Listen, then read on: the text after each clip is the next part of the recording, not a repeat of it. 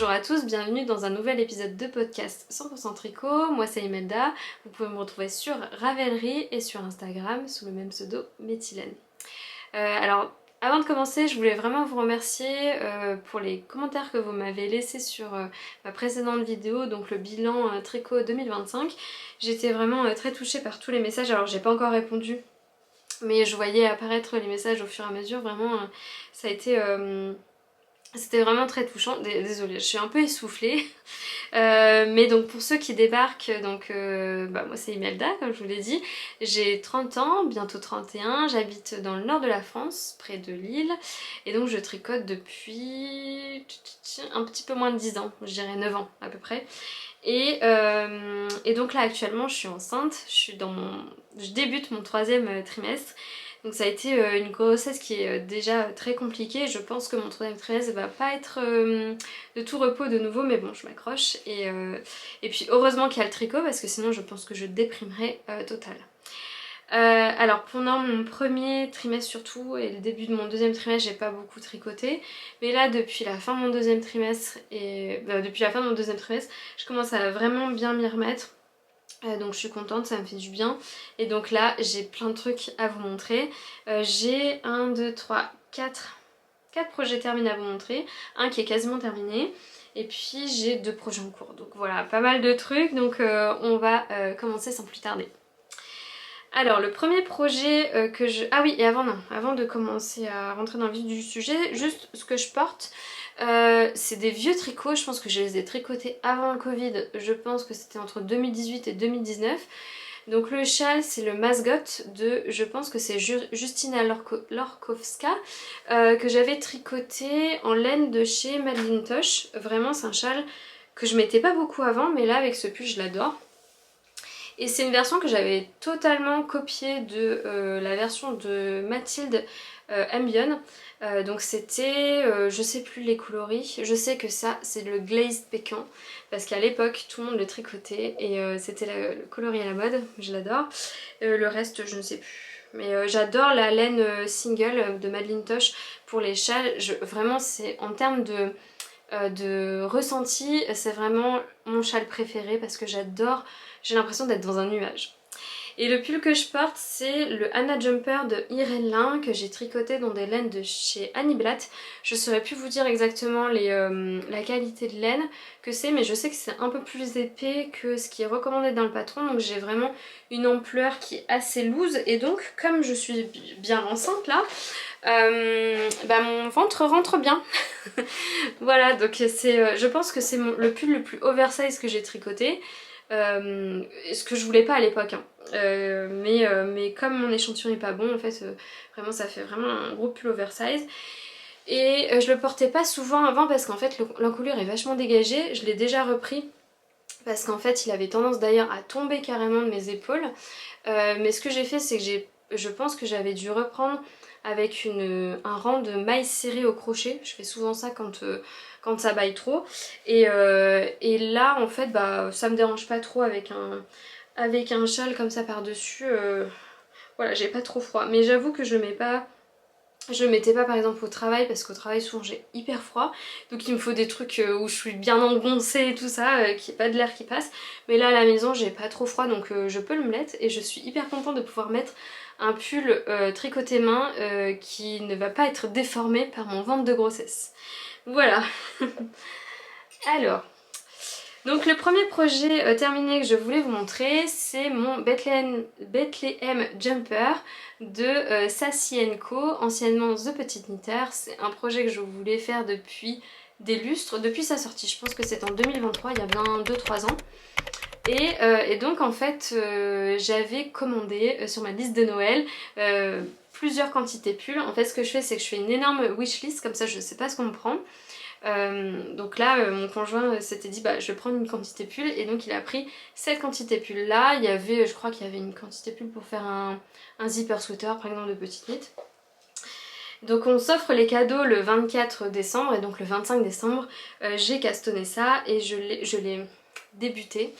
Et je l'ai fini je pense vers le 10 janvier ou un truc dans le genre. Franchement je l'ai tricoté hyper vite parce qu'en fait comme c'est un pull en jacquard, je trouve que c'est très motivant. Vraiment il est en full jacquard jusqu'en bas, à part les côtes hein, bien entendu, mais c'est hyper motivant et du coup on voit pas du tout le temps passer sur ce genre de projet, j'ai adoré. Et alors la laine que j'ai utilisée, c'est une laine que j'avais jamais tricotée. C'est de la Peer Gynt de Sandnesgarn. Voilà la Peer Gynt de Sandnesgarn qui est de la laine 100% norvégienne. Est-ce que j'ai... Alors je pense que l'étiquette est totalement en anglais. Oui, donc c'est la laine 100% norvégienne qui est catégorisée comme de la DK, donc de la double knit. Donc normalement c'est 200 mètres au 100 grammes et là en fait elle est quand même un peu plus épaisse. Moi je trouve qu'elle est limite worsted. Elle fait 91 mètres au 50 grammes, donc ça fait 180 mètres pour 100 grammes. Attendez, qu'est-ce que je dis? 91 mètres pour 50 grammes, donc ça fait 180 mètres pour 100 grammes. Voilà, donc elle est un peu plus épaisse que de la DK, donc ça fait un échantillon qui est quand même assez dense et je trouve que pour ce genre de pull c'est pas mal parce que c'est vraiment un pull qui va tenir chaud et c'est ce qu'on veut avec un pull en jacquard hein, finalement. Et donc les coloris que j'ai utilisés avant que je repose les étiquettes, alors il y a un coloris où il y a le nom, c'est le amande, donc c'est le 2511 si j'arrive à lire à l'envers. Et celui-ci c'est le 2564 mais je n'ai pas je n'ai pas le nom, je me souviens plus. Je sais que c'est c'est un coloris qui tire un peu vers le ocre. Vous voyez, enfin je le trouve vraiment super joli, j'adore. Et j'ai pas assez de pull en marron. Je pense que le marron doit être dans ma colorimétrie. Parce qu'il il me va quand même assez bien au teint. Il faudrait qu'un jour je me fasse ma colorimétrie mais j'ai encore jamais eu l'occasion. Enfin bref, tout ça pour vous dire que j'ai adoré tricoter cette laine, notamment pour le jacquard, c'est vraiment fabuleux mon jacquard est top. Enfin voilà, en fait l'année dernière j'ai eu des déboires en jacquard mais je pense que c'est dû aussi aux laines que j'ai choisies et je pense que si on choisit bien sa laine, normalement ça devrait le faire et là bah voilà, j'ai pas du tout de jacquard qui gondole, voilà, et c'est trop beau, vraiment j'ai adoré. Et ce que j'ai fait ici c'est que j'ai pris qu'est-ce que j'ai pris en dominant? Est-ce que je l'ai noté? Parce que ça a été tout un micmac dans ma tête, hein, encore une fois, j'ai pas noté. Ah peut-être sur le patron, directement sur mon patron plutôt que sur mes notes Ravelry. Je pense que j'ai dû le noter là, non? Oui, super, blanc en dominant, voilà. Parce que en fait, enfin pour le yoke, hein, je parle pas pour ça, mais parce qu'en fait j'ai relu dans le livre de Elong avec Anna qui est tricoter le jacquard en rond, il y a une partie sur la dominance des couleurs parce qu'en fait en fonction de la manière dont vous tenez vos fils, vous allez faire ressortir une couleur ou l'autre. Donc soit vous faites ressortir le blanc ou soit vous faites ressortir le marron. Et moi dans ma tête j'avais toujours tendance à penser qu'il fallait prendre le fil du motif en dominant pour que ça ressorte. Sauf qu'en fait il ressort tellement que par exemple là le blanc se fond et en fait ça fait un motif qui est pas net. Et le fait de prendre la couleur de fond en dominant, ça va faire que votre motif, alors certes il est un peu plus fin, mais il est beaucoup plus net. Et du coup ce que j'ai fait c'est au début j'avais pris le marron en dominant et je me suis dit bah ça me paraît, en fait ça me paraissait un peu flou là les petites, ça fait un peu comme je sais pas des croix.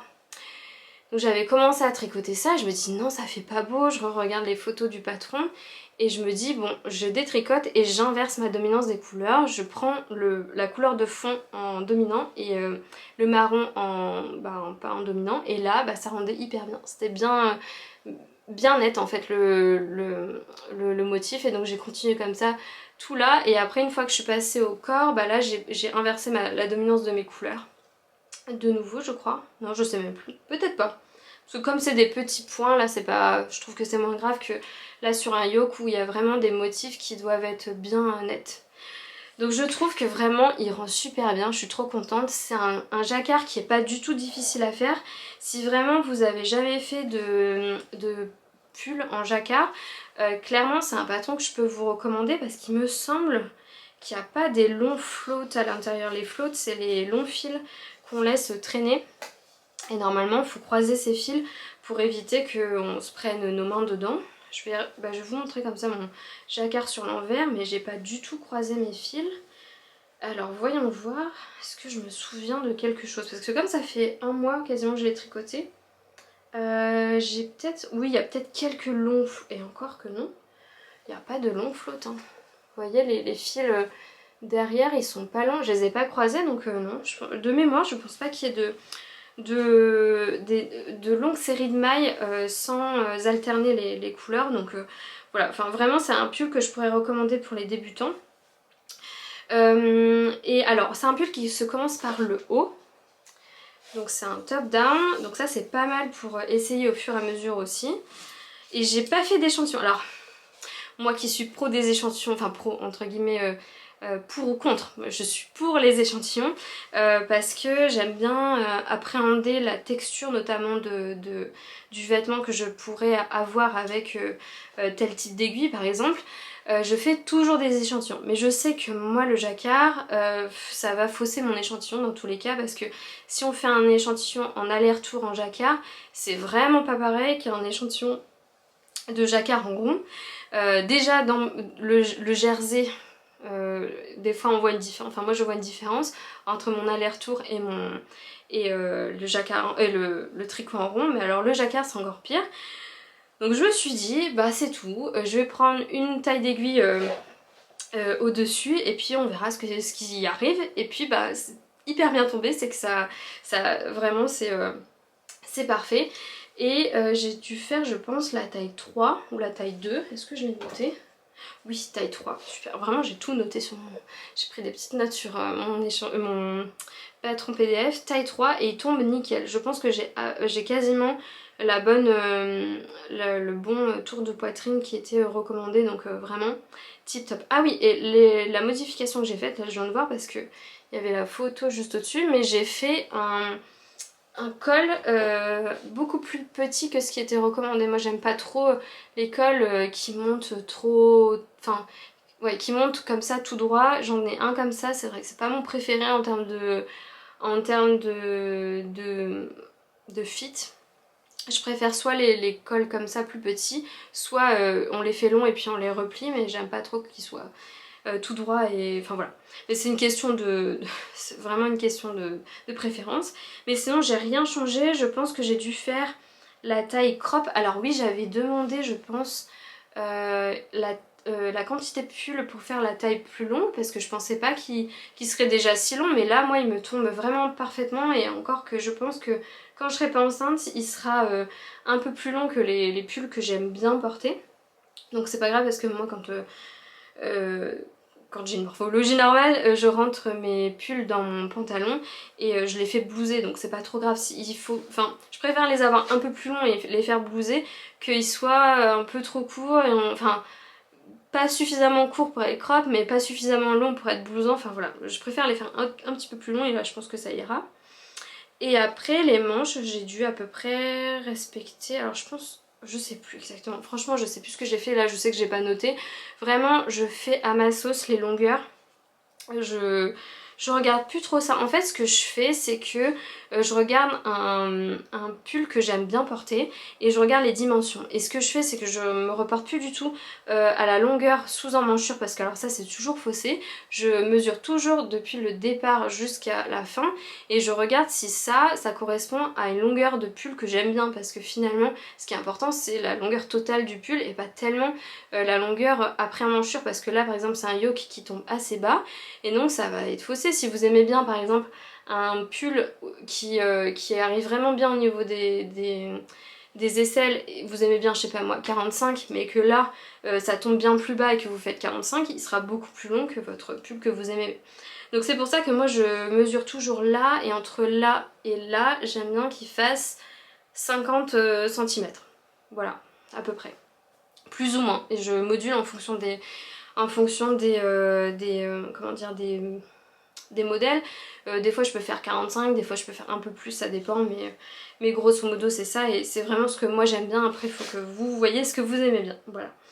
Et alors oui, ce que j'ai fait, alors le montage j'ai fait juste un long tail caston assez basique, mais maintenant j'ai monté plusieurs projets avec le montage tubulaire long tail aussi.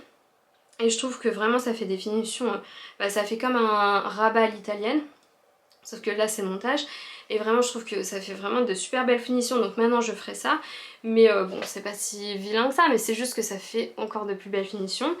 Et au niveau des côtes, alors d'habitude ce que je fais c'est que je fais un demi-tour, je fais un rang raccourci et je tricote toujours mes mailles envers sur l'endroit et enfin comment dire, je tricote mes côtes envers sur l'endroit et l'endroit sur l'envers, comme ça me permet d'avoir une plus belle définition des côtes. Mais là je voulais réessayer le combination knitting et franchement je suis pas... moi ça fait rien, en fait je trouve qu'elles sont pas plus jolies que ça. Je trouve que vraiment ce qu'il y a de plus joli c'est les côtes sur l'envers. Vraiment il n'y a rien de plus joli. Donc j'avais réessayé parce que je me suis dit allez je réessaye. Je l'ai pas défait parce que c'est pas si vilain. Je trouve que là la laine rustique elle permet d'avoir quand même une belle définition. Si c'était une laine mérino 100%, des fois ça a vraiment tendance à être pas joli. Bon là j'ai pas d'effet, j'ai fait du combination knitting sur toutes mes côtes. Le combination knitting en fait c'est le fait de tricoter sa maille envers comment dire, de manière inversée. Est-ce que je vais réussir à expliquer les choses? En fait on tricote de manière anti-horaire plutôt attendez, de manière horaire. On tourne, comment dire, on enroule le fil sur son aiguille de manière horaire et pas anti-horaire. Enfin bref, voilà. Regardez des vidéos sur YouTube, vous comprendrez, mais voilà, c'est juste on tourne pas dans le même sens son fil pour faire la maille envers. Et normalement, en fait, ça permet d'avoir moins de fils qui soient sur la maille envers. Parce que plus il y a de fils en fait sur la maille envers et plus elle se détend et plus elle a un effet un peu comme ça. Et donc a priori ça permet d'éviter ça, mais moi ça le fait pas. Donc voilà, et après j'ai fait un rabat toujours à l'italienne. Moi je fais que ça, même sur le bas de mes pulls je fais que ça parce qu'en fait je fais plus d'autres rabats et du coup maintenant j'ai l'habitude, donc ça me prend pas tellement de temps. Alors au début c'est vrai que quand on n'a pas l'habitude on se dit mais quelle horreur, ça prend une éternité, et à la fin on est tellement habitué que j'ai peut-être même fait un rabat tubulaire sur les côtes. Ouais, je pense que j'ai fait un rabat tubulaire, ça m'a l'air plus épais.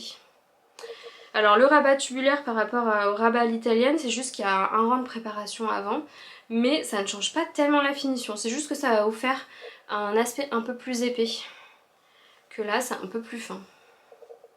Mais sinon c'est exactement pareil, en fait il s'agit de faire un remaillage à la fin. Donc voilà, et une fois qu'on connaît bien le geste, c'est vraiment... c'est une seconde nature quoi. Donc voilà mon Bethlehem jumper que j'adore. Je vais pas vous le passer parce que j'ai pas... Enfin ça va rien rendre. J'ai pas du tout la même morphologie qu'avant. Il y a un mois encore je pouvais bien le porter, ça rendait bien. Là je l'ai réessayé tout à l'heure parce que je voulais le porter pour le podcast et en fait ça ne va pas. Donc voilà, mais il est très très joli et au moins je l'aurai pour l'année prochaine. En tout cas c'est un projet que j'ai adoré faire et je suis super contente de l'avoir dans ma garde-robe. Alors, deuxième projet terminé que je voulais montrer, qui était normalement déjà terminé mais que j'ai dû refaire, ce sont les chaussettes Canada Moose Sock de Renard Endormi. Donc c'était un patron qu'elle a sorti l'année dernière, à l'hiver dernier. J'avais acheté le patron d'emblée parce que je l'ai adoré. Finalement je ne l'ai pas tricoté tout de suite parce que j'avais pas eu l'occasion. Et là pour le Noël de mon conjoint, je me suis dit que j'allais les tricoter. Et je pense que je vous en avais parlé d'ailleurs dans mon bilan tricot, mais je vous avais dit que j'étais en train de... Enfin, j'aurais pu vous les présenter finies parce qu'elles étaient finies, mais en fait, quand il les a essayées, il y a une chaussette qui lui allait et l'autre qui ne lui allait pas. Parce qu'en fait, j'ai tricoté ça au mois de décembre, donc au mois de décembre, j'étais en arrêt, donc voilà, j'ai tricoté. Et puis en fait, au bout d'un moment, il y a... Enfin, juste avant Noël en fait, notre chienne a fait une grosse septicémie, elle a dû être hospitalisée pendant plusieurs jours et vraiment on a cru qu'on allait la perdre. Donc c'est à ce moment là que j'ai tricoté la deuxième chaussette et en fait j'étais tellement stressée, pourtant j'ai tricoté avec les mêmes aiguilles, les mêmes laines, quasiment en même temps, je les ai enchaînées. mais en fait j'étais tellement stressée que j'avais resserré mon tricot et quand on superposait les deux chaussettes, on voyait qu'il y avait une différence de 3-4 mm. Alors je me disais bon, c'est juste la manière, enfin voilà, je les ai, comment dire, je me suis dit en les superposant que c'était pas hyper grave, ça devait pas avoir un impact considérable. En fait, quand il les a essayés à Noël, il passait pas le pied, donc j'ai été trop dégoûtée. J'ai mis un peu de temps à les refaire parce qu'en fait j'avais plus de laine noire. Donc il fallait que j'en recommande, mais j'avais la flemme de passer une commande juste pour une pelote. Donc j'ai tout détricoté la chaussette et je l'ai refaite avec les mêmes laines. Alors je l'ai bloquée, mais je trouve que quand même ça, la laine est moins jolie que... Enfin je sais pas si vous verrez là. C'est celle-ci que j'ai détricotée, que j'ai refaite, mais par exemple les côtes elles sont moins nettes. Alors comme c'est du noir ça se voit pas trop, mais ces côtes là sont moins nettes que ces côtes là. Le jacquard est un peu moins net parce qu'en fait elles étaient toutes... la laine était toute frisée donc voilà, mais bon après il passe son pied là, c'est bon, donc peut-être qu'avec plusieurs blocages ça va plus se lisser. Là d'ailleurs on voit par exemple j'ai une bosse là, chose que je n'ai pas du tout, hein. La première là elle est nickel, elle est toute plate. Encore une fois mon jacquard, je suis hyper contente, vraiment je m'améliore en jacquard. Mais ouais non, voilà c'est tout, c'est pas grave. Et alors la laine que j'ai utilisée c'est de la Jawal. Alors j'ai plus les coloris exacts mais c'est du écru, le noir et le rouge cerise je crois, je sais plus exactement. Mais voilà, et j'ai pas eu assez d'une pelote de noir. Et heureusement il me restait un petit fond de noir d'une chaussette de je ne sais plus quoi. Et donc j'ai utilisé un peu plus d'une pelote et demie. Parce que la Jawal en fait c'est pas exactement 50 grammes. Là ce qui est recommandé dans le patron de Renard endormi c'est la Harweta. La Harweta fait effectivement 50 grammes. Mais comment dire, mais la Jawal en fait il y a une petite bobine à l'intérieur et donc elle fait pas 50 grammes, donc j'ai pas eu assez. Je pense que vers par ici, enfin vraiment vers la pointe, il me manquait de quoi faire la pointe quoi, quasiment. Et donc je les ai tricotés en 64 mailles et en 2,5, voilà. Et sinon au niveau du jacquard, alors c'est un jacquard qui est assez... comment dire, il est pas difficile mais faut être concentré parce que bah voilà, comme vous voyez c'est une tête de cerf, je crois qu'on appelle ça en français. Comment on appelle ça, le mousse en... Comment... Je sais plus. Enfin bref, voilà, c'est une tête d'animal et donc c'est pas quelque chose de facile à retenir, donc il faut suivre vraiment ligne par ligne le patron. Et aussi vers la fin, là, vers la fin de la tête de l'animal, il y a quand même de longs rangs où il y a, pas de, enfin comment dire, où il y a que des mailles noires. Et donc là, j'ai quand même croisé mes fils en laissant vraiment pas mal de mou derrière et il a pas de problème. C'est pas à ce niveau-là qu'il passait pas le pied de base, c'était plus au niveau du talon. Mais là, il a pas de problème, il passe très bien son pied. Donc je pense qu'il y a 3-4 ans où il faut croiser ses fils. Mais voilà, une petite paire, ma première paire de chaussettes de l'année et j'en suis super contente, elles sont trop belles. J'adore le motif comme ça, vraiment j'ai une obsession pour ce motif là. Et donc ce que je vous disais c'est que là aussi j'ai pris qu'est-ce que j'ai pris, le noir en dominant, je pense. Ouais, je suis quasi sûre que j'ai pris le noir en dominant. Donc voilà. Voilà pour ces chaussettes, j'ai rien d'autre à vous dire. Le prochain projet que je voulais vous montrer, c'est mon Agnette cardigan de Petite Knit. J'allais dire The Petite Knitter, mais non. Là, c'est vraiment Petite Knit. Alors, il tient pas bien sur le cintre. Voilà, là c'est mieux. Donc c'est un gilet, alors je l'ai fait plus crop que ce qu'il est parce que j'ai plus du tout de laine. Et d'ailleurs si vous avez regardé mon bilan tricot, je vous parlais de mon pull en rayure là où j'avais plus de laine marron. Donc en fait j'ai pris l'échantillon de ce pull là alors que je n'avais pas fini ce projet là. Je m'étais dit oui je devrais être large en laine, pas du tout en fait, il me reste rien du tout de la Merino. Alors il me reste un petit peu du mohair mais du Merino il me reste rien du tout, enfin bref. Et donc c'est un projet qui est totalement en brioche. Je voulais pour cette laine là vraiment quelque chose de comment dire, soit du jersey ou soit de la brioche pour mettre en avant. il y a des petites variations trop jolies, notamment dans le mohair un peu rose. Je sais pas si vous allez voir, mais vraiment des variations magnifiques. Alors les laines, c'est de la Bulbe Bizarre. Voilà, le coloris Red Canyon pour le Mérino. Donc 3 échevaux et Brooklyn Heights pour le mohair. Le mohair de chez Pauline, vraiment extrêmement doux, je l'adore. Je vais enlever le cintre parce que ça tient pas. Mais il est extrêmement doux, elle a changé de qualité en cours d'année l'année dernière. Donc en fait c'est une laine qu'on avait acheté une partie à la vente éphémère de chez Justine l'année dernière. De base c'était pour mon conjoint, mais finalement entre deux il a fait sa colorimétrie, donc il m'a donné ces écheveaux là et puis il me prend des écheveaux bleus là, ces écheveaux là. On a échangé nos quantités, nos quantités pulls et en fait elle me dit bah je vais te... Enfin elle devait reteindre du Brooklyn Heights parce que je pense qu'il n'y en avait plus assez. Et donc elle me dit en plus j'ai une nouvelle qualité de mohair et vraiment mais tellement doux, mais vraiment il ne pique absolument pas, mais vraiment il ne pique absolument pas, je l'adore. Enfin bref, de toute façon les laines de Pauline moi je les adore vous savez.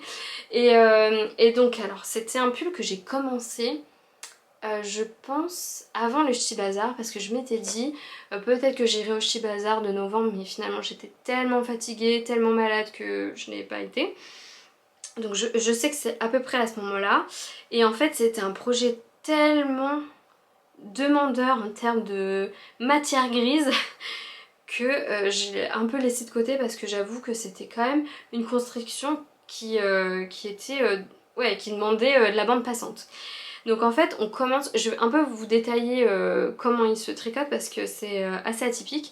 On commence par tricoter la bande de jersey double en haut, toute seule. Donc on fait à peu près, je sais pas moi, une dizaine de centimètres. Voilà. Une fois qu'on a fait ça, on va commencer à tricoter en aller-retour. Donc on relève des mailles tout le long de notre bande de jersey double. Et d'ailleurs au tout départ on a dû faire un... Alors vraiment le tout départ du projet ça m'a pris 2 heures. Parce qu'en fait il faut faire un montage provisoire, je crois, sur la bande de jersey double. Et donc, je suis désolée, j'ai du mal à reprendre ma respiration. Et donc, en fait, le tout départ, je comprenais... Ah bah c'est là. Je pense qu'on le voit un petit peu. Enfin, en tout cas, sur l'endroit... sur l'envers, on le voit un petit peu. Ça a été très compliqué, donc on laisse en attente sur... moi, j'avais laissé sur un fil de Scooby-Doo. Une fois que c'est parti, les jardins doubles, ça va. Et après on reprend toutes les mailles et on tricote, on relève toutes les mailles et on fait de la brioche. Donc ça la brioche pas de problème, mais c'est vraiment pour débuter là le jersey double en montage provisoire et reprendre les mailles. Je me souviens ça a été quand même assez costaud. Enfin bref, donc après on tricote le dos, donc on fait des augmentations là qui sont très jolies. Vous voyez, là tout là. Donc on tricote le dos là jusqu'aux emmanchures.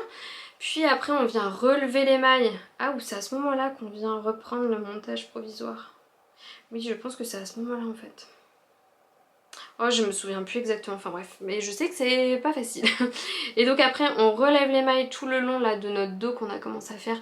Puis on reprend les mailles qu'on a laissées en attente au départ sur le jersey double. Et là on tricote le demi-devant droit. On fait la même chose pour le demi-devant gauche. Alors là c'est plus facile parce qu'en fait les mailles qu'on a laissées en attente c'est celles qu'on a tricotées, c'est pas celles qu'on a montées au départ. Donc c'est facile à reprendre, c'est vraiment celles du départ là qui sont hyper galères à reprendre. Donc voilà, on tricote ça. Et après on rejoint tout, pas en rond mais on rejoint les deux demi-devants et le dos pour tricoter à plat jusqu'à la fin, jusqu'en bas. Et alors je pense qu'entre deux il y a des... Oui, il doit y avoir des boutonnières. Oui, il y a des boutonnières. Alors c'est les mêmes boutonnières que dans le champagne cardigan de Petit Knit aussi. Très facile. Il faut juste couper le fil entre deux, mais c'est assez facile à faire. On a aussi des augmentations au niveau de la pâte de boutonnage là. voilà tout le long là. Et alors à la fin aussi, en fait quand j'ai vu que j'allais commencer à... Enfin quand j'ai commencé à me rendre compte que j'allais peut-être être ric-rac en termes de laine, je me suis dit est-ce que je le défais ou je le défais pas, mais en fait j'avais déjà fait le bas du corps et je vais vous expliquer comment il est fait. Et je me suis dit mais jamais de la vie je le défais, en fait c'est pas possible, tant pis je vais à la fin de mon projet. Donc en fait une fois qu'on arrive en bas, en brioche, en fait on va tricoter, en fait on tricote la brioche et la patte de boutonnage en jersey double en même temps. Parce que la fréquence du tricot jersey double et brioche correspondent. Ça va pas faire quelque chose qui gondole. En revanche en bas on passe en côte 1-1 normale et donc là il faut tricoter les côtes 1-1 de manière comment dire séparée de la patte de boutonnage. Donc en fait on va venir faire de la patte de boutonnage tout en bas en jersey double après coup. Donc on laisse en attente à ce niveau là la patte de jersey double, on fait les côtes du bas et ensuite on va revenir relever des mailles tout le long des côtes 1-1 et on fait le jersey double en bas. C'est pas difficile mais ça prend du temps et en plus il faut... Enfin moi j'ai fait un rabat encore une fois à l'italienne hein, parce que j'adore ça. Mais je me suis dit mais jamais de la vie je défais parce qu'il faut couper son fil quand même pas mal de fois. Déjà pour toutes les boutonnières qu'on a fait entre deux et puis pour le bas pour faire la patte de jersey double en bas. Donc je me suis dit bah c'est tout, je fais les manches avec ce qui me reste. Et alors j'ai dû raccourcir les manches. Déjà je les ai vachement raccourcies. Alors elles m'arrivent un peu comme ici, voilà. Je vais essayer, j'étais pas encore trop, trop enceinte donc ça allait, mais je l'ai raccourci un peu et j'ai aussi vachement raccourci l'ampleur de la manche parce qu'en fait la fréquence des augmentations fait que on a une manche qui est très très bouffante et donc je m'étais dit bah c'est pas grave, tant pis si j'ai pas une manche aussi bouffante que ce qu'il y a sur le modèle, je vais faire moins. Et franchement ça va, ça passe bien. Alors les manches sont un peu courtes, j'aurais préféré qu'elles soient un peu plus longues, mais j'ai plus de laine en fait. Ça c'est juste que là j'ai pas le choix, j'ai dû faire ce que je pouvais. Je vais essayer de vous le montrer porté. J'arrive. Alors vous voyez au niveau des manches elles sont un peu courtes, mais j'ai pas encore bloqué les manches. Ah si, je les ai peut-être bloquées, je me souviens plus. Je me souviens plus. Et comme je le porte pas parce qu'en fait ça rend pas du tout bien les gilets crop top comme ça avec un ventre de femme enceinte, vraiment c'est hyper moche je trouve. Je le porte pas. Je pensais que j'allais le porter donc c'est pour ça que je l'ai fait. Mais en fait non, ça rend pas du tout bien quoi. Enfin, donc je vais attendre de plus être enceinte pour le mettre. Mais je pense qu'elles peuvent encore un peu se détendre parce que la brioche ça a tendance à vachement se détendre quand même. Après coup. Et donc je vais vous montrer le bas mais vraiment ça rend rien. Donc ça m'arrive normalement au niveau de ma taille normale, vous voyez. Et en fait j'ai pris un de mes gilets que je porte beaucoup. Donc c'est un gilet du commerce de chez Cézanne mais qui fait exactement la même taille et tout. Donc je pense que en dehors de la grossesse ça va bien m'aller. Donc voilà pour ce gilet Agnette cardigan. J'ai mis je pense plus de 2 mois à le tricoter. Puis ça a été très long aussi parce qu'on tricote en aiguille 3. Alors du coup la brioche quand on a du mohair plus du mérino en aiguille 3 c'est quand même c'est assez serré. Ça fait vraiment un tissu hyper dense, hyper chaud. Alors il va être super à porter mais à tricoter ça a été quand même... Ça faisait mal aux mains et donc c'est pour ça que j'ai mis du temps à le tricoter. Moi d'habitude je suis plutôt monoprojet et quand j'ai un projet que je tricote, enfin que j'aime bien, bah je fais que ça et puis ça déroule. Mais là j'ai mis 2 mois à le tricoter. Ensuite le prochain projet terminé que je voulais vous montrer c'est le mélange sweater de petites knits que j'ai tricoté tout début janvier. Ça a été mon premier projet de 2026. En fait pour ce début d'année je voulais vraiment un projet symbolique. Enfin pour le premier projet de 2026 je voulais un projet symbolique et donc je voulais vraiment commencer par un petit pull pour le bébé à mettre. Et en fait quand on a su le sexe du bébé, même un peu avant, je m'étais dit bah je vais tricoter la partie du fade du calendrier de l'Avent de Pauline Bulbe Bizarre de Noël 2024, donc pas ce Noël-ci mais le Noël d'avant. Donc c'était un fade qui partait du bleu vers le rouge Et la couleur de transition c'était cette couleur là un peu verte qui avait quelques speckles de rouge. Et quand on a su que c'était un garçon, je me suis dit ah bah chouette, je vais tricoter la première partie du fade pour lui et la deuxième partie du fade je vais la garder pour un projet pour moi. Et il me restait aussi des restes du kit de chaussettes, toujours dans ce même calendrier qui était aussi bleu. Donc ça tombait bien. Et donc je me suis lancée là-dedans. Donc le mélange sweater de petite knit, c'est un projet qui est très facile en fait, c'est un projet en top down, donc du haut vers le bas, avec des épaules tombantes, drop shoulders. Et l'idée de ce projet c'est de tricoter 2 fils fingering en même temps pour avoir un mélange, d'où le nom mélange sweater. Donc il est décliné en version baby, donc celle que j'ai faite. J'ai fait la plus petite taille, 3 à 6 mois, mais il y a quand même une aisance qui est assez oversize sur ce projet là. Quand je compare à d'autres projets bébés, en fait c'est la même largeur de buste que du 6 voire 1 an, 6 mois 1 an chez d'autres designeuses. Donc je me suis dit bon bah je pars pas sur la plus petite et je pense qu'il pourra le porter bien plus tardivement. Et donc oui, il est décliné en baby, donc de 3 mois à 2 ans je crois. Ensuite il y a le junior de 2 ans à 12 ans. Et puis il y a la version adulte. Et alors moi qui critiquais beaucoup Petite Knit justement pour décliner 3 patrons différents pour 3 comment dire, 3 tailles différentes, bébé, junior et adulte. Maintenant je comprends parce qu'en fait vraiment les tailles bébé, bah, c'est pas du tout les mêmes proportions qu'une taille junior ou qu'une taille adulte. Vous voyez que les manches, mais elles sont rikiki. D'habitude on fait plutôt des manches, alors au moins aussi courtes que le corps. Bah là elles sont rikiki quoi. C'est trop mignon, vraiment, vraiment j'adore. Et donc bon, j'ai utilisé donc tout le fade comme je vous ai dit. J'ai pris une photo je pense. Je vais vous montrer, ça sera plus parlant. J'ai les étiquettes encore mais c'est un peu... je vais pas m'en sortir avec les étiquettes je pense. Donc je vais vous montrer la photo que j'ai prise, vous voyez. Donc ce qu'il y a là c'est le fade que j'ai utilisé, la première partie du fade. Et après j'avais des restes de laine du kit à chaussettes dont je vous parlais. En sachant que dans les mini j'ai dû rajouter un petit mini bleu ciel là, en avant-dernier que j'avais gagné au laine en or. C'était un coloris vraiment bleu ciel tout basique de chez By Night. Et dans les kits à chaussettes là, enfin les laines du kit à chaussettes, j'ai utilisé mer sombre et noc pour les côtes, je vais vous montrer. Et à toile là, le bleu turquoise, j'ai pas du tout utilisé. Donc pour tricoter ça, donc j'ai commencé par le haut et j'ai commencé... Alors est-ce que j'ai utilisé... Oui, j'ai utilisé d'emblée le mer sombre, donc le premier coloris du kit à chaussettes, le plus foncé. Et après je suis partie sur le fade.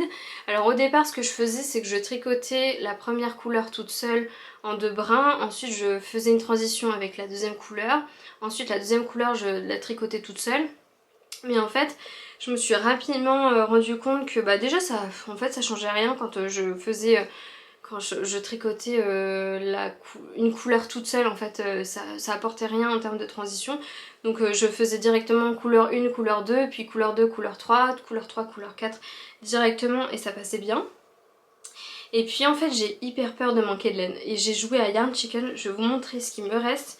Quelqu'un avait commenté ma publication Instagram en me disant c'est trop drôle que t'aies joué à Yarn Chicken pour un projet si petit.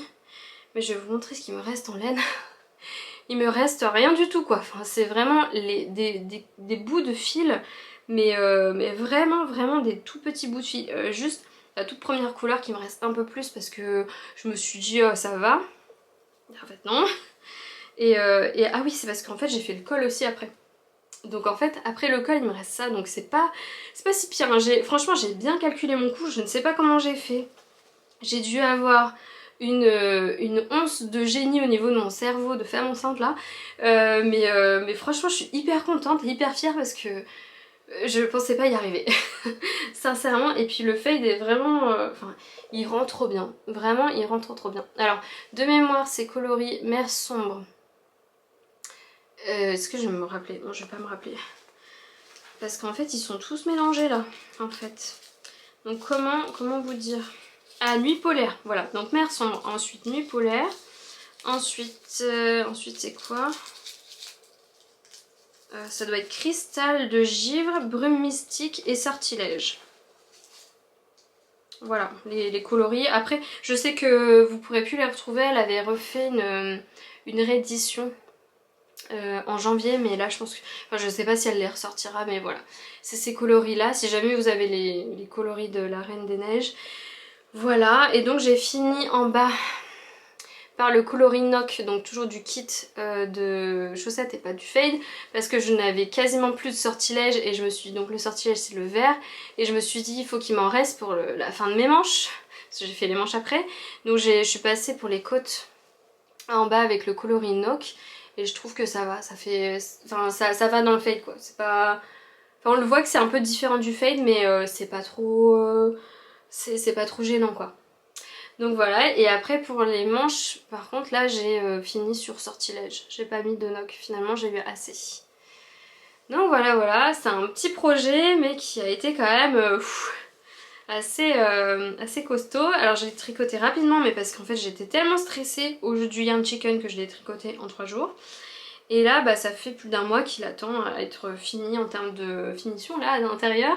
J'ai quand même commencé à rentrer les fils notamment au niveau du corps. Vous voyez, j'ai rentré mes fils.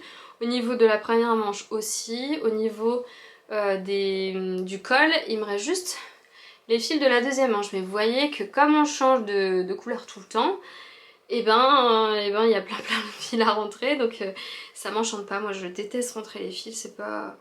C'est pas ma partie préférée du tricot, qu'on se l'accorde. Si je peux tricoter à la place de rentrer des fils, et ben je tricote. En fait... Voilà, c'est dès que j'ai fini une grosse étape d'un projet et que je me retrouve un peu genre j'ai plus rien à faire de zéro cerveau, bah là je vais prendre mes fils à rentrer. Donc c'est pour ça que j'ai rentré une partie des fils, parce qu'au bout d'un moment, sur un de mes projets, j'étais arrivée à une étape, à la fin d'une étape cruciale. Et je m'étais dit bon là il me faut un truc zéro cerveau, j'ai pas assez de cerveau pour réfléchir, donc je prends ça et voilà. Donc voilà, c'est un projet que j'ai adoré tricoter, je pense le refaire dans... juste 2 fils basiques, pas faire un fade, et ça sera beaucoup plus simple aussi pour calculer la quantité de fils qu'il me faudra. Et puis oui, je pourrais lui refaire aussi dans des tailles plus grandes, mais voilà, trop mignon, j'adore. Et c'est vraiment un tricot hyper symbolique, alors même s'il le porte pas longtemps, je sais que c'est un projet que je vais garder toute ma vie, parce que vraiment c'est hyper symbolique. Enfin en 2026 c'est un bouleversement pour nous, donc je voulais un premier projet tricot qui marque le coup, et puis je trouve dans ces coloris là c'est unique et trop beau, donc j'adore, je suis trop contente. Voilà pour ça. Alors ensuite j'ai quasiment terminé, alors celui-ci je le compte pas tellement en projet terminé, même si le processus tricot est terminé, parce qu'en fait le rentrée de fil va vraiment terminer tout le projet, on pourrait pas le porter en l'état, voilà c'est pour ça. Mais j'ai fini un petit manteau pour mon bébé à naître. Alors c'est un manteau assez grand, je l'ai fait en 12 mois je crois. 12-18 mois, c'est ça ce que j'ai fait? 12-18 mois exactement. En fait j'avais pris la quantité nécessaire pour faire la première taille, et quand j'ai regardé tous les projets qui étaient sur Ravelry avec des notes, tout le monde disait que c'était un projet qui était quand même assez long, assez fastidieux à faire. Pas difficile en termes de technique, mais fastidieux. Je vais vous expliquer pourquoi.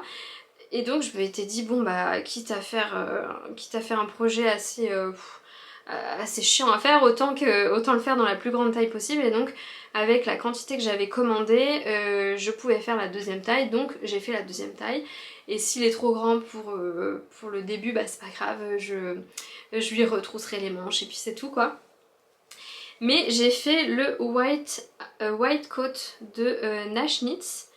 Et j'ai pas fait exprès, mais j'ai choisi exactement les mêmes couleurs que sur le modèle présenté. Cette designeuse est incroyable, enfin ce patron est incroyable.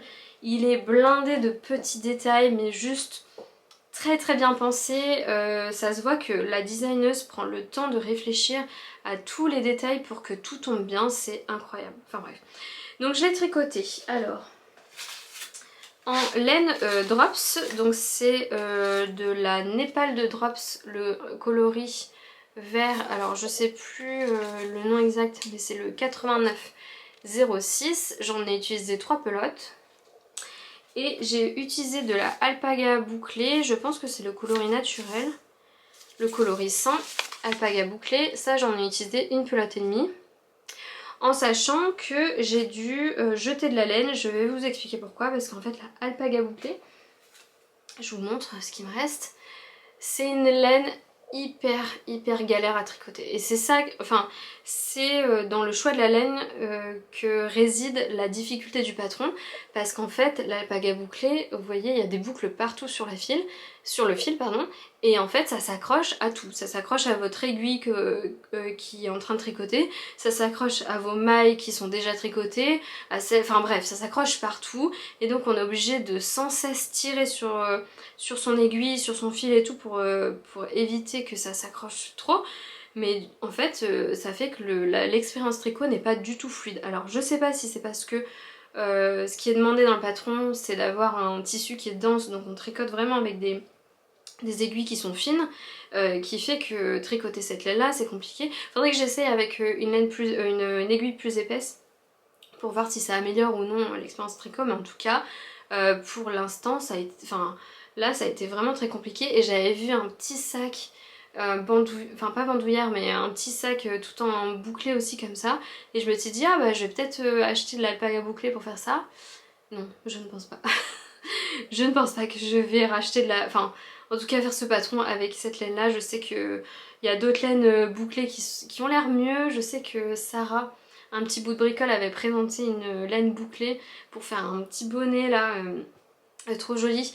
Peut-être que cette qualité de laine là est mieux que la alpaga bouclée, faudrait que je me penche là-dessus. Mais je pense que ça sera la dernière fois que j'utilise cette laine, clairement. Mais ça valait le coup vraiment de s'accrocher parce que c'est un projet magnifique. Alors vous voyez quand je vous dis que j'ai pas encore fini les finitions, là j'ai quasiment fini une poche, quasiment fini de coudre une poche. La deuxième j'ai pas du tout cousu, donc elle baille totalement, donc on pourrait pas du tout porter en l'état. Et à l'intérieur, la poche est inutilisable parce qu'elle est pas encore cousue. Voilà, mais je reviens sur la construction. Alors, déjà on commence par le dos, donc on commence par la népale de drops, donc ça n'a pas de problème. Une fois qu'on a fini le dos jusqu'à la fin de l'emmanchure, on vient relever des mailles tout le long de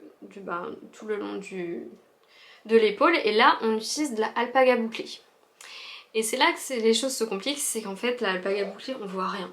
On tricote un peu à l'aveugle des fois, j'ai l'impression. Et là ce qu'il faut faire en fait c'est qu'on relève des mailles, on tricote un certain nombre de rangs, et ensuite on vient replier, en fait on forme un petit boudin. Je sais que chez Steven West il fait pas mal ça, je pense sur le Penguino et sur certains de ses châles il y a un peu des petits bourrelets comme ça. Je pense que ça doit être la même technique. Donc en fait il suffit de relever des mailles à un rang précédent pour faire former ce petit boudin, donc ça fait très joli, hein. Vraiment ça fait comme un passepoil en couture. Et une fois qu'on a fini le boudin, ensuite on repart en népale de drops, et là, là on tricote le demi-devant. Alors je pense qu'on commence par ce demi-devant là, voilà, tac tac. Donc après c'est tout basique, il y a des augmentations mais c'est assez facile, il n'y a rien de compliqué.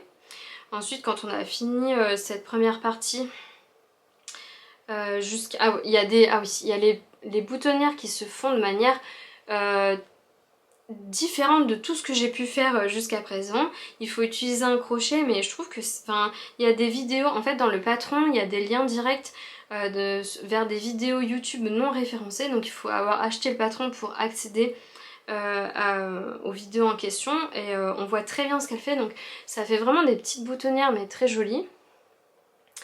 Voilà, et une fois qu'on a fini le premier demi-devant, on fait la même chose de l'autre côté, donc de manière symétrique. Et après, une fois qu'on a fini cette hauteur là, toute l'emmanchure là, on rejoint tout, les demi-devants, le dos, et puis on tricote jusqu'à arriver aux poches. Et là, en fait, avant d'arriver aux poches, je me disais... je vais essayer de lire le patron. J'aime bien en fait un peu visualiser ce qu'on va faire dans l'espace. Enfin j'aime bien me représenter de manière dans mon esprit ce qu'on va faire. Et je comprenais pas du tout comment on allait faire les poches. Et là tout à l'heure avant de venir vous voir, je m'étais dit mais je me souviens déjà plus comment j'ai fait, et heureusement qu'il y a une poche que j'ai pas cousue parce que c'est comme ça que je me suis un peu souvenue. Donc en fait quand on arrive à ce moment là, on va laisser toutes les mailles en attente et on va tricoter seulement la partie interne de la poche là en jersey double. Donc sur une certaine longueur, on fait, je sais plus moi, une petite dizaine de centimètres de jersey double. On va laisser en attente, on fait de la même chose de l'autre côté, on laisse en attente. Et puis après, on va venir vraiment à côté, monter des mailles sur une autre paire d'aiguilles hein, en alpaga bouclé et faire quelques rangs, puis on va replier. Et ce repli, on va le tricoter à la suite du corps qu'on a laissé en attente. Donc vous avez l'intérieur de la poche que vous avez tricoté qui est laissé en attente, et là vous revenez tricoter par dessus avec en reprenant ces mailles là, et puis on tricote par dessus, voilà. Et une fois qu'on a fini une fois qu'on a fini de tricoter la même longueur finalement que l'intérieur de la poche, là on va venir tricoter ensemble les mailles pour fermer la poche en bas. Voilà.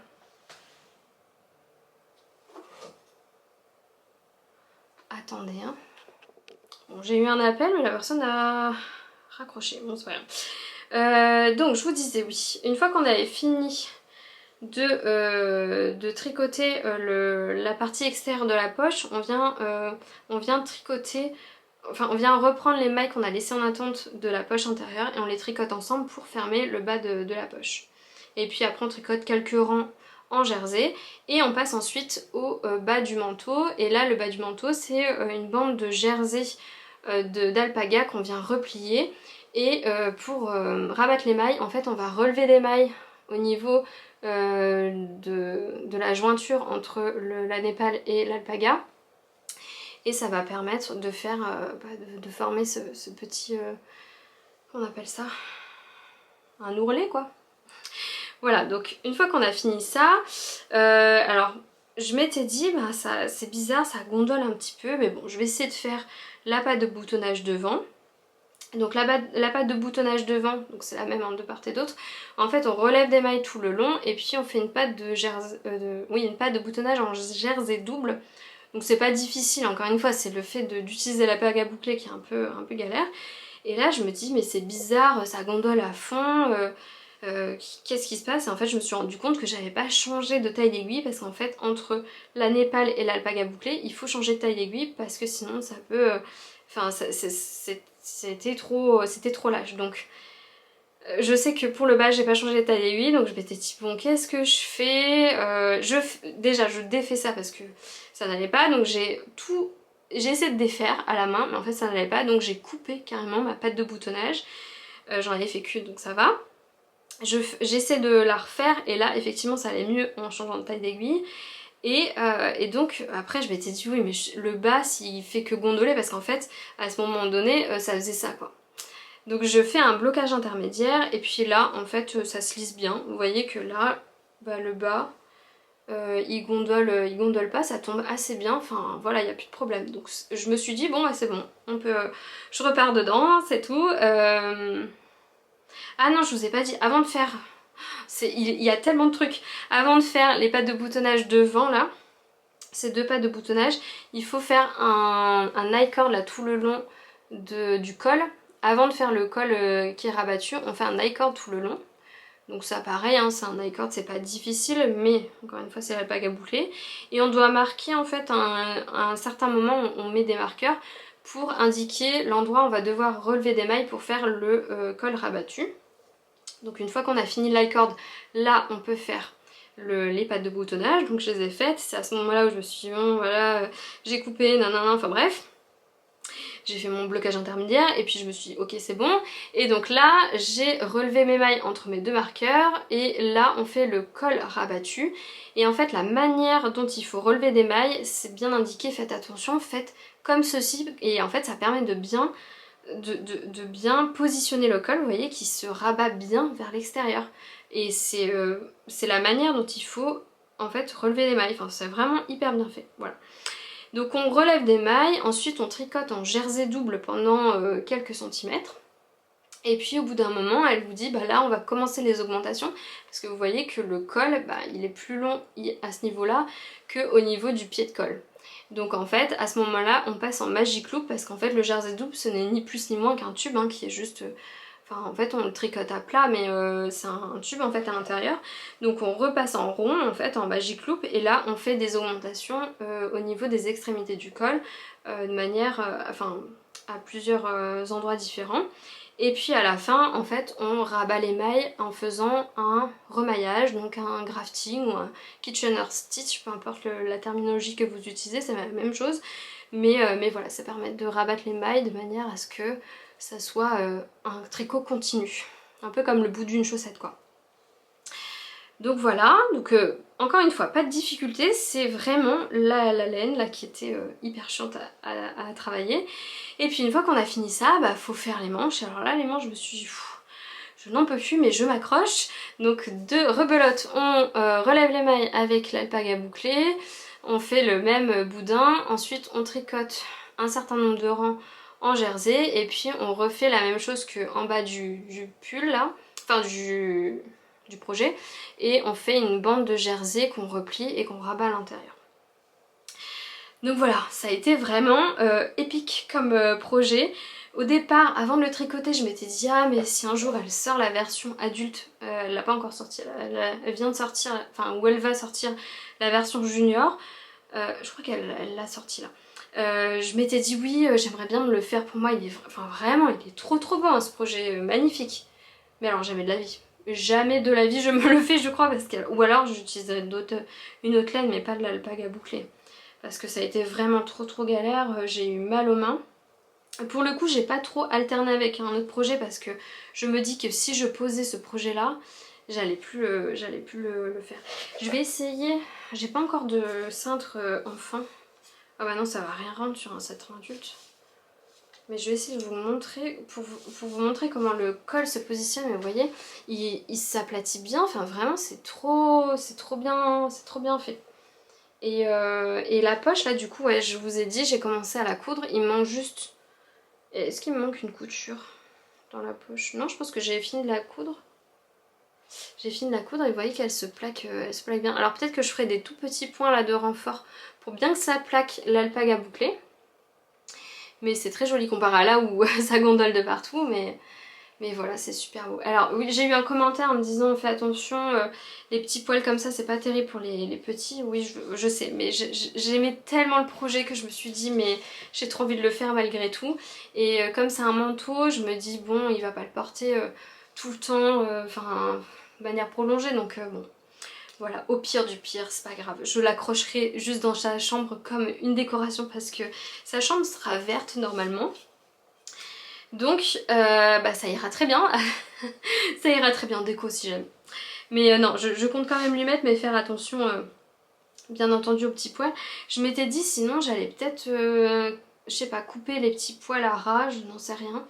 Mais ouais, je sais, les petits poils c'est pas terrible. Mais il est trop beau quoi. Il est trop beau. Donc voilà, un projet quasiment terminé. Hop, on passe au projet en cours. C'est parti.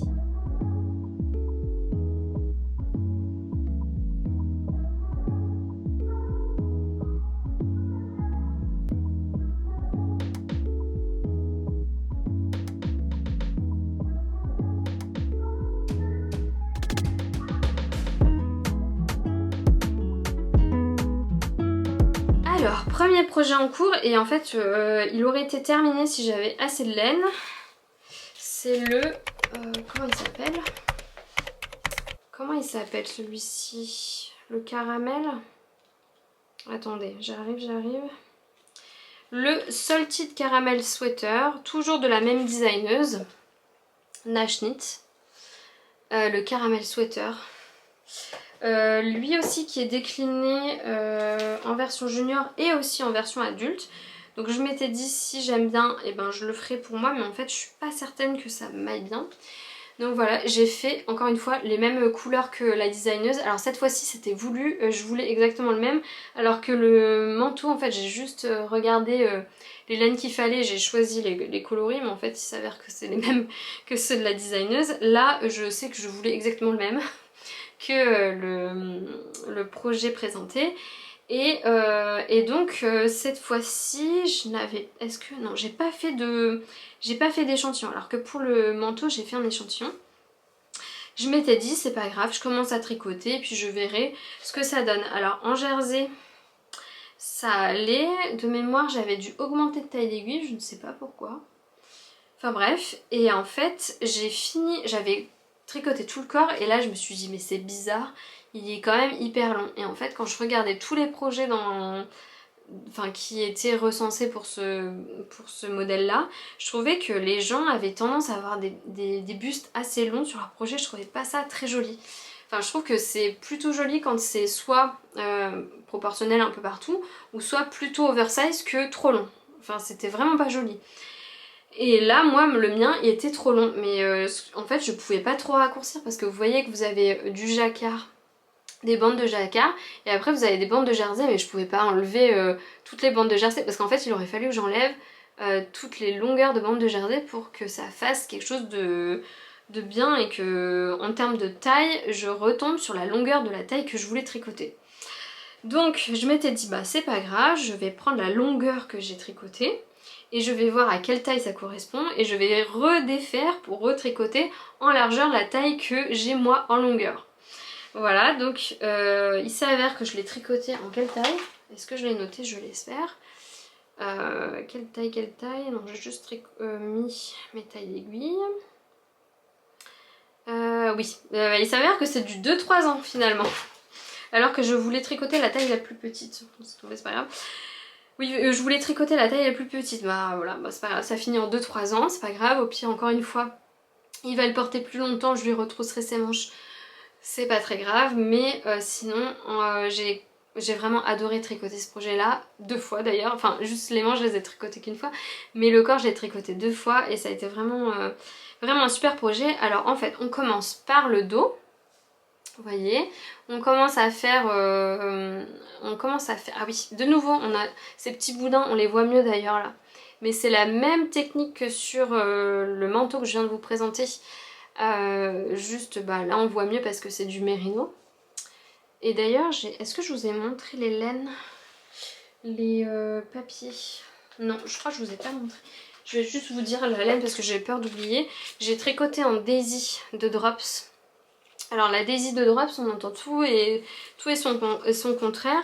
Là je peux vous dire, j'ai tout détricoté mon projet et ça peluche pas. Hein. Enfin vraiment, je trouve qu'elle elle a bien résisté au truc. Hein. Donc c'est la 100% Mérino extra fine. Et c'est de la DK, 110 mètres pour 50 grammes. J'ai utilisé le coloris 02 et le coloris 14. Voilà, alors combien de pelotes j'ai utilisé? J'ai ma facture. Pour l'instant, du coup, j'ai 4 pelotes du coloris uni, là, du coloris beige, et une pelote du coloris marron. Le marron, j'en ai eu assez, c'est le beige qui me manque. Et du coup, j'ai pas pu finir, hein, il manque juste le col, là. Mais voilà, donc on fait le dos, on fait le petit boudin et ensuite on fait du jersey en aller-retour. Alors le jersey en aller-retour, je sais pas si j'en ai déjà fait. Est-ce que j'en ai déjà fait dans ma vie? Je sais que du jersey en rond, j'en fais, du jacquard en rond, j'en ai fait plein, mais alors du jacquard en aller-retour, je vous ai dit du jersey, du jacquard en aller-retour, je suis pas sûre d'en avoir fait dans ma vie.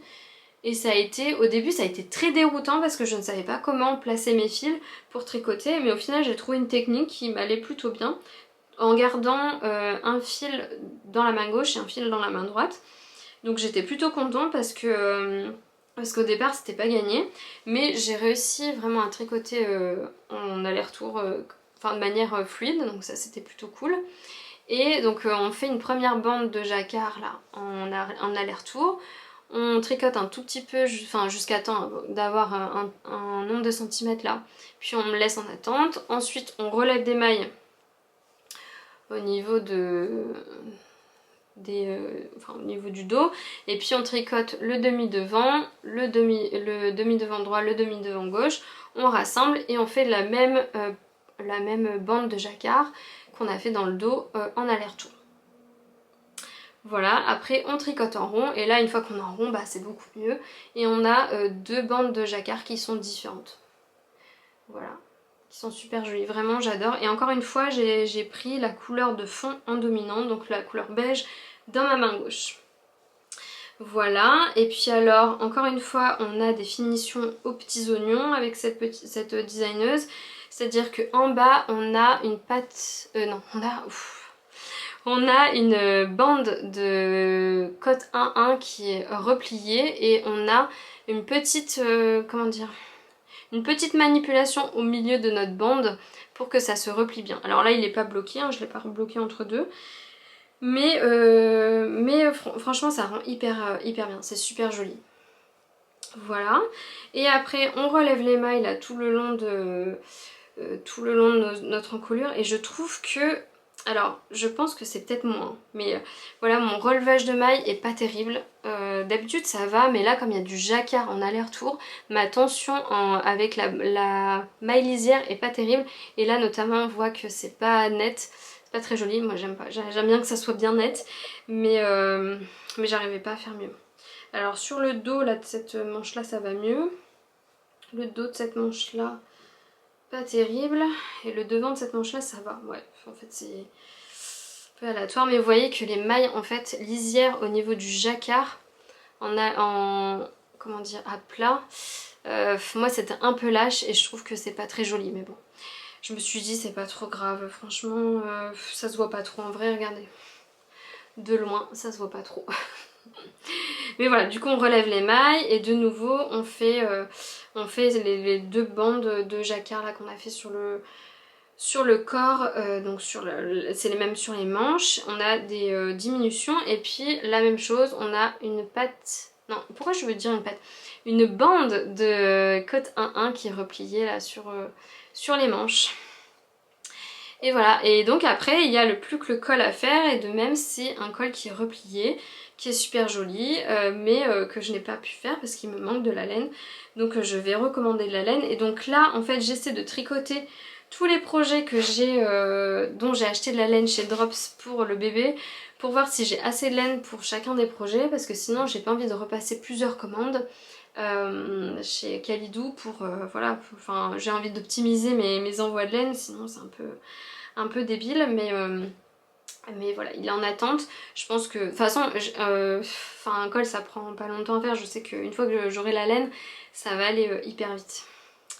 Donc voilà, et puis de toute façon c'est du 2-3 ans, donc j'ai le temps encore avant qu'ils mettent du 2-3 ans, donc ça va. Mais franchement je suis super contente. Mais en tout cas faites attention si vous voulez tricoter la taille la plus petite, je pense que en fait les bandes de jacquard sont trop larges pour pouvoir être adaptées sur une toute petite taille. Franchement, hein, enfin regardez les projets. Mais il y a beaucoup de gens qui ont des longs bustes et ça fait pas très joli, mais voilà. Et après, oui, je m'étais dit éventuellement de faire un matchy-matchy soit avec mon conjoint, soit avec moi, ou carrément un trio matchy-matchy. Mais en fait, je suis pas certaine que les petits boudins là, ce soit super joli sur moi. Et sur mon conjoint, je sais pas. Enfin quoi que comme quand je vois là, je me dis que ça pourrait être pas mal, hein. Ouais, je sais pas, je réfléchis, dites-moi ce que vous en pensez. En tout cas, moi je me ferais exactement la même, ou alors inversée peut-être. Mais j'adore le coloris là, c'est le Massepain je crois de Drops. Et franchement, la Daisy de Drops, j'ai adoré la tricoter. Elle est hyper douce, enfin vraiment, si elle bouloche pas trop, ça peut être une super laine. Voilà. Bon, on arrive à la fin de cet épisode, je suis... confite, vraiment je suis fatiguée, en plus j'ai quasiment pas dormi cette nuit, enfin bref, mais c'est bon, on va y arriver, je me dis il faut que je finisse, comme ça je pourrais commencer le montage tranquillement. J'ai commencé un projet pour moi, un pull en jacquard dont j'ai les laines depuis... ça doit faire 3 mois au moins je pense, donc c'est des laines que j'avais commandées chez Pauline Bebe Bizarre. Vous savez que j'adore, moi quand je connais bien le travail de quelqu'un et que j'apprécie son travail, je recommande souvent chez cette personne là, et j'avais craqué sur... Je dois avoir un écheveau qui me reste ici, Est-ce que c'est ça? Ouais, voilà. Sur ce coloris là. Voilà, magnifique. Je pense que, encore une fois, je vous avais peut-être dit ça à un moment donné, mais ça c'est le genre des chevaux, c'est un peu tout moi en couleur quoi. Du orange, du rose, du violet, enfin voilà, toutes les couleurs que j'adore. Et d'ailleurs je crois que c'est Valentine de Petit Chandail qui m'avait envoyé la publication. Elle me dit mais c'est totalement tes coloris madame. Oui, je suis en train de commander. Et donc oui, j'avais commandé ça et le Dusty Sunset, donc qui est un coloris qu'elle a sorti. Alors là vous l'avez un peu trop... Enfin, la luminosité a changé depuis le début de la vidéo. Je vais essayer de baisser un petit peu. Voilà. Est-ce que c'est mieux? C'est un petit peu mieux. Donc c'est un coloris qu'elle avait sorti lors de ses unis d'automne que j'ai adoré. J'avais failli prendre le bouquet de mini. Enfin bref, j'adore les coloris d'automne. Vraiment j'adore.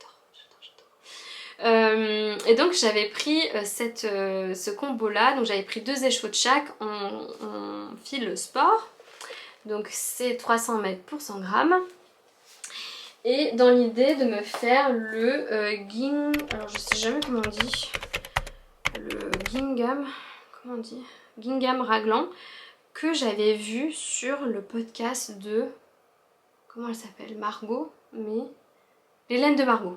Elle avait fait une version en vert il y a un peu plus d'1 an je pense. Mais j'avais flashé dessus, je me suis dit un jour je me le ferai c'est sûr.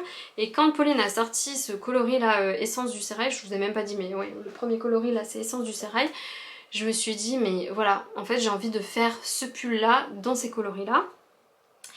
Et donc je vais vous montrer peut-être, est-ce qu'il y a sa version, je vais essayer de retrouver la version de Margot. Enfin, il y a tellement de... Il a été tricoté beaucoup de fois, hein, 800 fois. Alors, il y a beaucoup de gens qui ont fait des modifications. Je vais regarder parce que, alors là, moi, je suis en train d'essayer de bidouiller le truc. Je vais pas retrouver. Et puis, je trouve que des fois, il tombe pas très bien. Donc, franchement, j'ai un peu peur avec ce projet. Je vous avoue, je suis pas très sereine. Mais je croise les doigts pour que tout aille bien. Déjà ça fait, je l'ai recommencé au moins 4 fois là. Je vais vous expliquer. Ah voilà, ah bah voilà. Sa version à Margot, magnifique. Elle est trop belle la photo en plus, j'adore. Mais vraiment j'adore, j'avais vraiment craqué dessus. Et alors elle a fait des modifications au niveau de l'encolure notamment. Je vais peut-être suivre exactement pareil que ce qu'elle a fait. Et d'ailleurs ça me fait penser, je pense que c'est Anne de Nana et Chocolat qui un jour avait dit qu'elle osait pas copier les gens et tout, mais Anne, enfin en tout cas elle disait par rapport à moi, mais si t'as envie de copier ce que tu veux sur mon podcast, copie ce que tu veux, et c'est valable pour tout le monde hein, d'ailleurs, je m'en fous, vous pouvez tout me copier.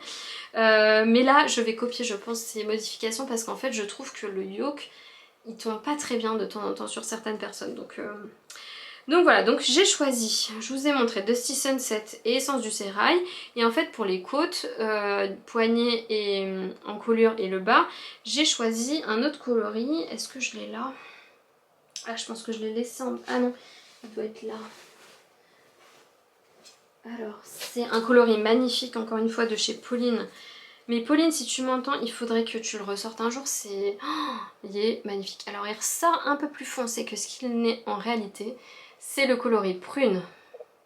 Et celui-ci, je l'orne dessus. Je l'orne dessus et dès qu'elle le ressort, je me prends une quantité pull, c'est sûr. Le coloris prune et je pense que c'est Madame Bibiche, Céline Madame Bibiche qui avait fait un pull l'année dernière en prune. J'adore ce coloris, mais j'en ai qu'un seul écheveau et alors je suis au taquet. Hein. Dès qu'il sortira à des archives... Ah j'ai perdu un bout d'aiguille, je suis au taquet. Je le recommanderai c'est sûr, enfin bref. Donc j'avais commencé dans l'idée de le faire en top down, donc j'avais essayé parce que c'est un projet qui se tricote du bas vers le haut, mais j'aime pas du tout cette construction là, parce que j'ai eu tellement de déboires sur d'autres projets que je préfère, si c'est possible, adapter les projets du haut vers le bas. Et en fait j'avais essayé mais le motif si vous voulez ne tombe pas très... Enfin il faut qu'il tombe bien pile poil au niveau de la séparation du corps et des manches. Sauf qu'il faut calculer ce qu'il faut comment il faut que le motif commence, parce qu'il va pas commencer pile poil. Vous voyez que c'est un motif voilà, qui est répétitif. Et en fait, on fait, enfin je vous dis n'importe quoi, mais admettons là, il y a, je sais pas, il y a 5 mailles, 5 mailles, 5 mailles. Et ben en fait, au tout début du pull, c'est pas forcément un motif plein qui va être commencé. Donc, trop de réflexion pour moi, je m'étais dit, bah sinon c'est pas grave, je commence en bottom-up là. Juste à la fin au niveau où il faut séparer le corps des manches, je fais juste un bottom-up et je rattrape là avec un montage provisoire, je rattrape mes mailles et je fais en top-down à partir de ce moment-là. Sauf que, et à juste titre, il y a quelqu'un qui a commenté ma publication Instagram en me disant mais en fait je pense que ça va se décaler tes motifs si tu fais du bas vers le haut juste ton yoke et du haut vers le bas juste le bas de ton pull. Et là je me suis dit, ah mais oui, elle a raison, ça va pas aller. Et sauf que, alors je pense que c'est possible hein, de calculer, il faut calculer le nombre de diminutions pour savoir ce qu'il faut monter au niveau des motifs là au tout début. Mais franchement, j'ai pas assez d'énergie pour faire ça. Donc bah du coup j'ai commencé à faire en bottom-up, tant pis, je me suis dit bah c'est pas grave. Et en fait, à la fin de ma première manche, je me suis dit mais en fait j'aurais dû faire un montage provisoire au tout début parce que au moins si ça va pas je peux juste jouer sur les côtes du bas pour enfin la longueur du côte du bas pour faire moduler un peu la longueur de ma manche. Donc après ma première manche j'ai refait une deuxième manche, en plus j'ai bloqué parce que je me suis dit elle m'a l'air très serrée, enfin en tout cas plus serrée que ce qu'il y a, et en fait j'ai pas du tout le bon échantillon. J'ai tricoté comme ce qui est préconisé dans le patron. Je pense qu'il est préconisé en 4,5 et donc bah, en fait j'ai 5 mailles de trop sur mon échantillon, donc j'ai 30 mailles au lieu, non j'ai 27 mailles pour 10 cm au lieu de 22 mailles. Donc je me suis dit bon bah je vais augmenter taille d'aiguille, mais j'avais pas envie de trop augmenter parce que sinon ça allait faire un tricot totalement déjaugé. Donc je suis montée en 5 mm pour mes manches. Donc vous voyez, je pense qu'on voit un peu la différence. Alors, voilà. Mais c'est un peu... Le motif est beaucoup plus gros. Je sais pas si c'est vraiment flagrant à la caméra. Mais quand on superpose les deux manches, on voit très bien que la seconde, là, celle que j'ai tricotée après, est beaucoup plus large, pardon. Donc bah, je vais continuer en 5 mm, mais si j'augmente davantage de taille d'aiguille, ça va être beaucoup trop lâche. Et là, je suis toujours pas à l'échantillon. Je pense que là, je dois avoir 25 mailles pour 10 cm, donc j'ai 3 mailles de trop. Donc, il faut que je calcule. J'ai à peu près calculé, je pense qu'il faut que je fasse la taille 3 ou 4. Non, je me souviens même plus déjà. Voilà, je l'ai fait, mais je me souviens plus. Mais c'est possible, ça passe. Normalement, dans ma quantité de laine, ça passe. Et sachant que là, j'ai fait un montage provisoire au tout début. Comme ça, je me dis, au moins, je pourrais, si elle est trop courte, rallonger la manche comme je veux, faire les côtes que je veux à la fin. Et ça ira très bien. Et donc, pour les côtes, bah, je prendrai mon coloris prune. Mais je vais pas faire plus... Enfin, avec une taille d'aiguille plus large, hein, parce que sinon, ça va être... Enfin, c'est déjà assez... Je trouve que c'est déjà assez déjaugé. En fait, j'aimais beaucoup l'aspect que j'avais ici. Je sais même... Peut-être j'ai fait en 4 mm. Je trouve que c'est super joli, mais là, enfin, 5 mailles de différence en échantillon, ça va pas du tout, quoi.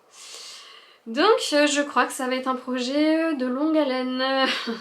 Voilà, et donc, bah là, il faut en fait que je détricote cette première manche, que je refasse la deuxième manche, ensuite que je fasse le corps, que je les attache et hop, je fais le yoke. Ça va très vite à tricoter parce que c'est très addictif, la laine elle est trop belle, enfin vous voyez les coloris, j'adore, j'adore, j'adore. Le motif est très simple et donc bah, une manche moi ça me prend les 2 soirées maximum, donc voilà, en 4 soirées moi j'ai mes 2 manches.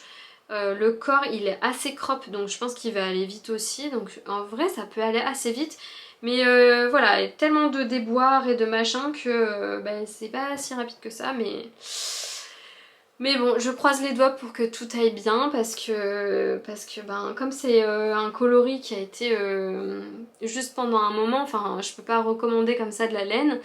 Et donc bah, j'espère que j'aurai assez de laine parce que si je fais la taille 4 pour une taille 2, ça me paraît... Mais normalement ça passe en termes de quantité de laine, normalement, je croise les doigts. Enfin, priez pour moi s'il vous plaît parce que... Enfin, est-ce que vous avez la vision? Mais ça va être trop beau quoi, vraiment, il est magnifique quoi comme ça. Donc j'espère que ça ira, enfin que ça ira quoi. Ah ouais, non, ça va être trop beau, c'est trop beau. Et encore que là, il n'y a plus de lumière, donc on est en lumière 100% artificielle, mais en lumière naturelle, c'est encore plus beau. Donc voilà pour mes projets en cours. Je pense que j'ai assez parlé. Je vais pas vous parler de mes projets à venir parce que sinon je vais pas m'en sortir, ça va pas aller. Dans tous les cas, je pense que je vais essayer de revenir. Au moins ouais, d'ici un mois je pense que c'est faisable. Je peux me trouver un petit créneau où j'arrive à vous parler de mes projets, mais j'ai encore oui des projets bébés. J'ai 2 projets bébés à faire, enfin en tout cas dans la commande que j'avais faite, et après j'aimerais bien repasser commande chez Kalidou pour commander des trucs pour vraiment taille nouveau-né quoi, vous voyez, genre taille naissance, faire un petit comment dire, comment on appelle ça? Vous savez, un truc intégral là, je perds mes mots. Un body, voilà. Et après, pour moi, est-ce que j'ai des projets à venir? Je sais plus vraiment. Ah si, j'ai retrouvé dans un de mes bacs de laine un... Comment on appelle ça? Oh là là, c'est horrible. Ma tête, elle va exploser, j'arrive plus à réfléchir. Comment il s'appelle ce... Ah là là, j'avais tricoté il y a 2 ans un pull tout en dentelle. Le Whitmore, voilà, le Whitmore. Donc j'avais tricoté le Whitmore il y a 2 ans, mais en fait au préalable j'avais commencé à tricoter le Whitmore dans certaines laines, mais ça n'allait pas du tout. Donc j'ai laissé au fin fond d'une caisse là dans ma pièce loisirs créatifs, et en fait j'ai retrouvé cette quantité pull à moitié tricotée, donc je m'étais dit il faut que je fasse quelque chose, et donc là je suis en train de faire l'échantillon pour essayer de me trouver un projet associé. En ce moment j'aime bien faire ça aussi, faire l'échantillon avec une taille d'aiguille et regarder sur Ravelry. Donc je mets par exemple là j'ai 18 mailles pour 10 cm, et donc je mets, vous pouvez chercher dans Ravelry échantillon, vous mettez 18 mailles et vous regardez les patrons qui vous sont proposés. Donc il y a des patrons notamment de petites knits qui apparaissent, et donc peut-être qu'il y aura un patron de petites knits, parce que là j'ai envie d'un truc un peu zéro cerveau, parce que le projet en jacquard, les projets bébés qui arrivent, c'est pas du zéro cerveau. Donc j'ai un peu envie d'un truc, vous voyez, genre une cumulus blouse, un truc tout simple, tout basique en jersey, et peut-être que je montrerai ça en fait si l'échantillon va bien. Donc voilà, je vais m'arrêter là. De toute façon, j'ai plus de place sur ma carte mémoire, donc je vous laisse. J'espère que de votre côté tout va bien, que vous tricotez bien, que vous vous éclatez dans vos loisirs créatifs.